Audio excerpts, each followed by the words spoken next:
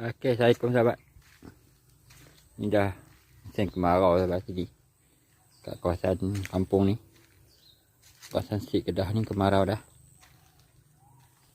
Kat sini hari ni dah cuci dah parit ni.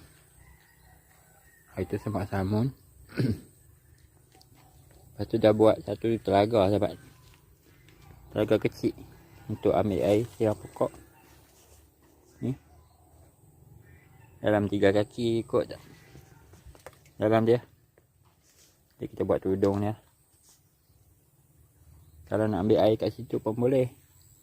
Tapi kat situ banyak habuk, banyak lumut.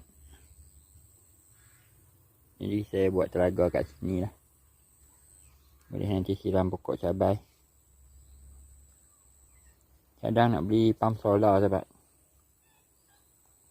Letak kat sini. Kita tarik paip lah, paip kecil. Kat sini pun ikan pun banyak. Dalam ni, tu yang cuci. Ikan duduk berhimpun dalam ni. Atas tu semak. Dan bawah tu pun semak. Ikan ada kat dalam ni. Dia duduk main dalam ni. Jadi, koknyok tu tumbuh nanti dia teduh lah kawasan ni.